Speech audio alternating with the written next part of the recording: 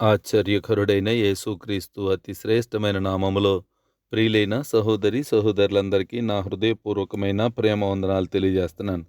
ప్రియులరా, అనుదిన వాక్య భాగాలకు మీరు సిద్ధపడ్డారా? అలా అయితే మొదటిగా ప్రార్థన చేసుకుందాం. ఏకీభవించండి. దేవుని యొక్క వాక్కును వినడానికి మనము మన మనస్సులను తెరిచి పట్టుకుందాం. ప్రేమ కలిగిన మహాపరిశుద్ధ తండ్రి, అనుదినములాగా ప్రాణాత్మ దేహంతో నీకు లొంగిపోతూ ఉంటుండగా, అప్పగించుకుంటూ ఉంటుండగా, ప్రియ పరిశుద్ధాత్మ దేవుడా, తమరే మీ కార్యములు మీ స్థాయిలో మీ శైలిలో జరిగించమని ప్రార్థిస్తున్నాం. సకల ఆటంకాల అభ్యంతరాలు యేసు నామములో బంధిస్తున్నాం. మీ కృపచేత బిడ్డలందరితో దర్శించి మాట్లాడి మీ మహిమకై సిద్ధపరచండి. మేము తెలుసుకోవలసినటువంటివి నీ సత్యములన్నీ కూడా తెలుసుకోవడానికి మా మనస్సులను ప్రేరేపించండి. నూతనమైన వాత్సల్యం దినదినము పుట్టించండి. మమ్మను మరుగుపరిచి నీ ప్రత్యక్షత కనపరచుమని యేసుక్రీస్తు నామములో అడిగి పొంది ఉన్న మా పరమ తండ్రి, ఆమేన్. 6వ తారీఖు జనవరి మాసం 2026వ సంవత్సరం మంగళవారం. నా పేరు doctor B Ratnaraju, Emmanuel ministries, Dubai. ప్రియులరా, యోహాను సువార్త ధ్యానాలు మనం కొనసాగిస్తున్నాం. ఈ నూతన సంవత్సరములో ఈ యోహాను సువార్త మొదటి అధ్యాయాలు మనం ధ్యానం చేస్తున్నాం. ఈ దినమున వరుస క్రమములో 3వ అధ్యాయము 13వ వచనాన్ని చదువుకుని ధ్యానం చేద్దాం. దైవ గ్రంథాలుంటే తెరిచి చూడాలని మనవి చేస్తూ ఉన్నాం. మరియు పరలోకము నుండి దిగి వచ్చిన వాడే, అనగా పరలోకములో ఉండు మనుష్య కుమారుడే తప్ప పరలోకమునకు ఎక్కిపోయిన వాడెవడనూ లేడు. దేవుడు ఈ పరిశుద్ధ వాక్యములో నుంచి మనతో మాట్లాడునుగాక. ఆమెన్. ప్రియమైన దేవుని బిడ్డలారా, మనము ధ్యానిస్తున్నటువంటి ఈ మాటలో యేసు మాట్లాడుతున్న ఒక అత్యున్నతమైనటువంటి సత్యం ఈ విధంగా తెలియజేస్తా ఉన్నారు. పరలోకము నుండి వచ్చినవాడు అంటే పరలోకములో ఉన్న మనుష్య కుమారుడు అని ప్రభువే తెలియజేస్తా ఉన్నారు. ఆ ప్రభువు తప్ప మరెవ్వరూ కూడా పరలోకానికి ఎక్కలేదు అని కూడా ప్రత్యేకించి చెప్పినటువంటి మాట మనం ఇక్కడ జాగ్రత్తగా ఆలోచన చేయాలి. పరలోకము నుండి వచ్చినవాడు అంటే మనుష్య కుమారుడు అంటున్నాడు. మనుష్యుడు ఎవరైనా సరే పరలోకములో ఉండగలడా? పరలోకములో వారికి స్థానముందా?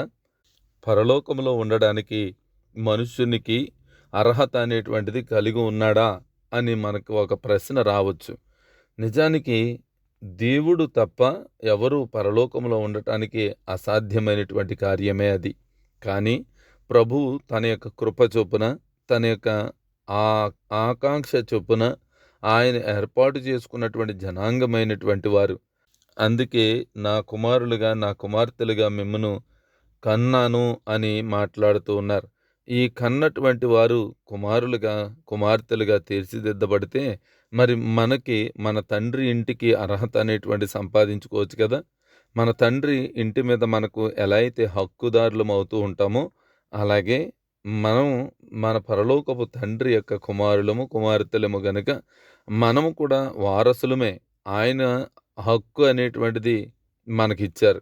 మీరు కుమారులు అవడానికి, మీరు కుమార్తెలు అవడానికి మీకు హక్కును కలిగించానని ప్రభువే స్వయాన చెప్పినటువంటి మాటలు ఎన్నో మనం దైవ గ్రంథంలో ధ్యానం చేయొచ్చు.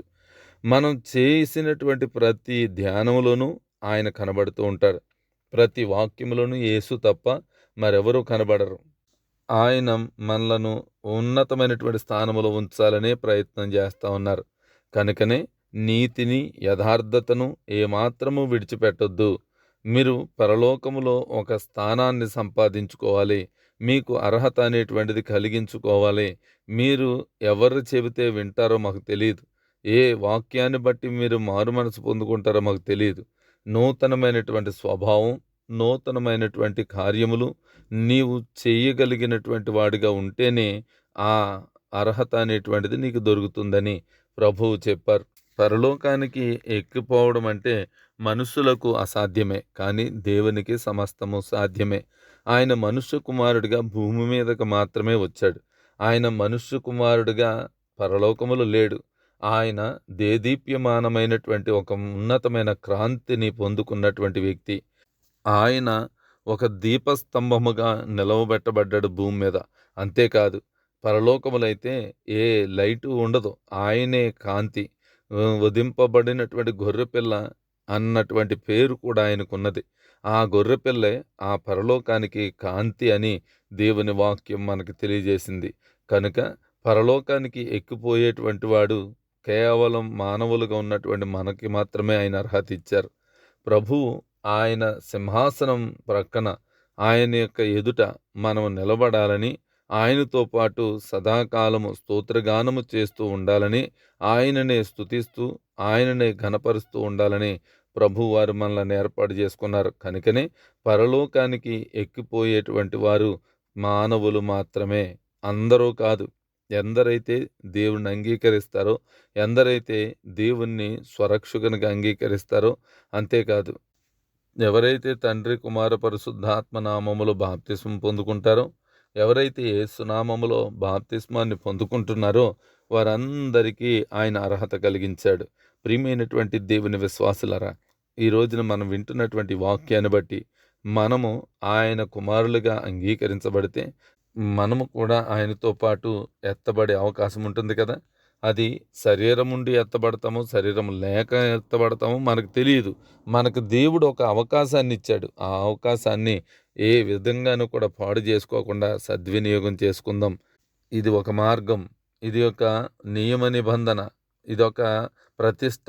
ఇలాంటి కలిగినటువంటి ప్రతి ఒక్కరూ ఆ అర్హతను సాధించగలుగుతారు. పరలోకం స్వంతం చేసుకుంటారు. పరలోకానికి ఎక్కిపోయింది ఎవరు అంటే యేసు ప్రభు మాత్రమే. పరలోకములో ఆయన రాజ్య స్థాపన చేస్తాడు. యేసు భూమి మీద ఉన్నప్పుడు ఈ రీతిగా మాట్లాడారు కదా, ఇదిగో దేవుని రాజ్యం మీ మధ్యనే ఉందన్నారు. దేవుని రాజ్యము మన మధ్యన ఉంటే మరి పరలోక రాజ్యం ఎక్కడుంది? ఆయన యొక్క సింహాసనం ఎక్కడైతే వేయబడి ఉందో అది పరలోక రాజ్యం. అది ఆకాశ మహాకాశముల పైన ఉన్నది. అక్కడ ఆసీనుడై ఉన్నటువంటి దేవుడు మనకున్నాడు. ఆయన యొద్ద మనమును, మన యొద్ద ఆయనను ఉండులాగున ఆ స్థలాన్ని సిద్ధపరిచి మనల్ని తీసుకుని వెళ్తాడు. ఎందరైతే యేసు ప్రభు యొక్క మార్గములో నడుస్తారో, ఎవరైతే దేవునితో నిబంధన చేసుకుంటారో వారందరికీ దేవుని పిల్లలవ్వడానికి, ఆయనతో పాటు సదాకాలం ఉండటానికి ఒక అర్హతను మనకు కలిగించినప్పుడు ఆ అర్హతను, ఆ హక్కును పొందుకోవడానికి మనము కూడా సిద్ధపడాలి కదా. అలాంటి సిద్ధపాటు కలిగిన వ్యక్తులు ఎవరైనా ఉన్నారా అనే ఆలోచన మనం కలిగి ఉంటే ఎంతైనా ధన్యులమే. యోబు గ్రంథంలో 38వ అధ్యాయంలో కొన్ని మాటలు ఆగూరు మాట్లాడుతున్నటువంటి మాటలు కూడా అక్కడ కనబడుతూ ఉంటాయి. దేవుడు యోబును అడిగిన ప్రశ్నలు లాంటి ప్రశ్నలను ఆగూరు అడుగుతున్నాడు. ఇవి మనిషి అజ్ఞానాన్ని బయటపెట్టే ప్రశ్నలు. క్రొత్త నిబంధనలో వెల్లడైన దాని మూలంగా పరలోకానికి ఎక్కిపోయింది, క్రిందికి దిగింది ఎవరో మనుషు కుమారుడు అని మనకి ఇప్పుడు తెలుసు కదా. యేసు సర్వాధికారం కలిగినటువంటి దేవుడు, ఆయన సర్వాధికారి అయినటువంటి దేవుడు, ఆయన స్తోత్రార్హుడైనటువంటి దేవుడు, ఆయన సమస్తమును జరిగించే దేవుడు.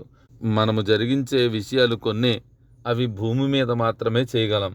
కానీ దేవుడు చెయ్యాలనుకుంటే ఎక్కడైనా చేస్తాడైనా. ఆ ఆకాశములోను చేస్తాడు, భూమి మీద చేస్తాడు, భూమి క్రింద ఉన్నటువంటి లోకంలో కూడా చేసే అవకాశం ఆయనకుంది. ఆయన సర్వ సృష్టికర్త అయిన దేవుడు కనుక ఆయనకు పైకెక్కే అధికారం ఉంది, క్రిందకి దిగే అధికారం ఉన్నది. మరి నీకు క్రింద మాత్రమే ఉంటావు. నువ్వు చనిపోతే ఎక్కడికి పోతావో నీకు తెలియదు. అందుకే ప్రభు అయిన యేసుక్రీస్తు మనకు ఒక మార్గాన్ని ఏర్పాటు చేశాడు. నువ్వు ఎటు పోవడానికి వీల్లేదు. నువ్వు పాప సంబంధమైన కార్యములు, ఈ లోక సంబంధమైన కార్యముల్లో నిమగ్నమైపోయి ఉండకూడదు. వాటిని విడిచిపెట్టాలి. మీ ప్రతి పాపమును ఒప్పుకోవాలి, యేసు రక్తము చేత కడుగుకోవాలి. అలాంటప్పుడు నీకు పాప విమోచన కలిగి దేవునిలో స్థిరత్వం పొందుకునే అధికారం మనకు అనుగ్రహించారు. కనుక మనము ఆయనతో నిబంధన చేసుకుంటున్నాం. ఆయన ఉన్నటువంటి స్థలానికి తీసుకువెళ్ళాలని ఆయన యోచన కనుక ఆ యోచన ప్రకారంగా మనం నడవటానికి ప్రయత్నం చేయాలి. ఎవరు ఎక్కిపోగలరు, ఎవరు దిగగలరు? దేవుడు అందరికీ ఒక్కొక్క పరిమాణం అనేటువంటిది ఇచ్చాడు. ఎఫెసీయులకు రాసిన పత్రిక 4వ అధ్యాయము 7వ వచనంలో చూస్తే, అయితే మనలో ప్రతి వానికిని క్రీస్తు అనుగ్రహించు వరము యొక్క పరిమాణము చొప్పున కృప ఇయ్యబడెను అని స్పష్టంగా ఈ మాట రాయబడి ఉన్నది. అపోస్తులుడైనటువంటి పౌలు ఈ ఎఫెసీ సంఘానికి రాస్తున్నటువంటి మాట, మనలో ప్రతి ఒక్కరికి క్రీస్తు కొలిసిచ్చినటువంటి వరం ప్రకారంగానే ఈ కృప అనేటువంటిది ఇవ్వబడుతుంది. ఈ కృప అనేటువంటిది అనేక మందికి వరంగా ఇవ్వబడ్డది. ఇది ఒక వరం. కొన్ని విషయాల్లో మాత్రం విశ్వాసులంతా ఒకటే. కొన్ని విషయాల్లో తేడా ఉన్నప్పటికీ మరికొన్ని విషయాల్లో అందరి ఆలోచన ఒకేలా ఉంటుంది. దేవుని పనిలో కంటే ఇతర విషయాల్లో అనేకమైనటువంటి కారణాలు వారు చూపిస్తా ఉంటారు. వారికి ఏది నచ్చితే ఆ దానిని మాత్రమే చేస్తూ ఉంటారు. వారి ఆధ్యాత్మిక జీవితాల్లో అనేక తేడాలు కనబడతా ఉంటాయి. ఆధ్యాత్మికమైనటువంటి సామర్థ్యాలు, పని చేయటంలో ఉన్న తేడాలు అన్నిటికన్నా ప్రాముఖ్యమైన వాటిని మాత్రం ఇక్కడ పౌలు ఉదహరిస్తా ఉన్నాడు. ఏమంటున్నాడు? చూడండి ఒకసారి. ఎఫెసీయులకు రాసిన పత్రిక 4వ అధ్యాయం 7వ వచనం చదువుకున్నాం. 8 కూడా చదివితే, అందుచేత ఆయన ఆరోహణమైనప్పుడు చెరను చెరగా పట్టుకొని పోయి మనుషులకు ఈవులను అనుగ్రహించనని చెప్పబడి ఉన్నదని. ఆరోహణమనగా ఆయన భూమి యొక్క క్రింద భాగములకు దిగిననియు అర్థమిచ్చుచున్నది గదా! దిగినవాడు తానే సమస్తమును నింపునట్లు ఆకాశ మండలములన్నిటికంటే మరి పైకి ఆరోహణమైన వాడునై ఉన్నాడు. ఇలా చెప్పబడినటువంటి మాటలను బట్టి మనకేమర్థమవుతుంది? ఆరోహణం అవ్వడము అంటే భూమి యొక్క క్రింద స్థలాలకు దిగారు అని ఒక అర్థాన్ని అపోస్తులుడైనటువంటి పౌలు తెలియజేస్తా ఉన్నాడు. దిగినవాడు ఆయనే, సమస్తమును నింపునట్లు ఆకాశ మండలములన్నిటికంటే మరి పైకి ఆరోహణమైన వాడు ఆయనే అయ్యున్నాడు అని అది కూడా తెలియజేశాడు. మరి దీనిని బట్టి మనం అర్థం చేసుకోవాల్సింది, మానవుడు ఎవడు ఎక్కలేనటువంటి స్థలానికి దేవుడు మాత్రం ఎక్కగలుగుతాడు. ఒక చోటు కంటే మరి ఎక్కువ చోట్లలో కనిపించేటువంటి వాడు దేవునికి ఒక్కడికే ఆ సామర్థ్యం కలుగుతుంది. ఆయనకొక్కడికే సాధ్యం. మనిషికి అది సాధ్యము కాదు. అది ఏమాత్రము అది సంభవము కాదు అని ప్రత్యేకించి చెప్పడం జరుగుతూ ఉంది. దేవుని వాక్యం వింటున్నటువంటి మనము ఎప్పటికైనా ఒకనాడు ఆయన దగ్గరికి ఎక్కిపోవలసిందే. అలా ఎక్కిపోవడానికి గల సామర్థ్యం మనం కలిగి ఉన్నామా? ఒకవేళ ఆ సామర్థ్యాన్ని మనం కోల్పోతున్నామంటే, మనము ఆయనతో ఉండట్లేదని, ఆయన యొక్క మనసును కలిగి లేమని, ఆయన వాక్యముతో మనము సహవాసం చేయట్లేదని, పరిశుద్ధులతో సహవాసం కోల్పోతున్నామని, ఇలాంటి అవలక్షణాలన్నీ మనము కలిగి ఉన్నట్లయితే, ఆయనతో నిలబడేటువంటి అవకాశం లేదు. ఆయన దగ్గరికి ఎక్కిపోయే అవకాశం కూడా లేదు. అందుకే జాగ్రత్తగా దేవుని వాక్యం పట్ల ఆసక్తి కలిగి ఉందాం. ఆయనతో ఒక నిబంధన చేసుకుని నూతన సంవత్సరంలో, నూతనమైనటువంటి నెలలో మనము ప్రవేశించి అనేకమైన కార్యాలు చూడటానికి ప్రయత్నం చేద్దాం. దేవుని యందు విశ్వాసం ఉంచుదాం. దేవుడి మాటలు మన వినికిడిలో దీవించి నూరంతల ఫలములతో నింపునుగాక. ఆమెన్. పరిశుద్ధుడైన పరమ తండ్రి, మహాగణుడా, మీకు స్తోత్రాలు. మరి ఒకసారి ఉదయకాల సమయంలో మాతో మాట్లాడి మమ్మల్ని బలపరిచి దీవెనకరంగా మార్చినందుకు స్తోత్రాలు. వాక్యం వింటూ వారి ఆత్మలను బలపరుచుకుంటున్నటువంటి ప్రతి సహోదరిని దీవించండి. నూరంతల ఫలములతో నింపండి. వారిని, వారి కుటుంబాల్ని బలపరచమని ప్రార్థిస్తున్నాను. నీ సన్నిధికై ఎగబడటానికి, ఆతృత కలిగి ఉండటానికి, ఆశగొని ఉండటానికి మీ కృప చూపించమని యేసుక్రీస్తు నామములో అడిగి పొంది ఉన్నాము తండ్రి. ఆమెన్. పరమ తండ్రి అయిన దేవుని దయ, కుమారుడైన యేసుక్రీస్తు వారి కృప, పరిశుద్ధాత్మాన్యోన్య సహవాసము, సమాధానం ఇప్పుడు ఎల్లప్పుడూ సదాకాలము తోడేండి నడిపించునుగాక. ఆమెన్. Praise the lord.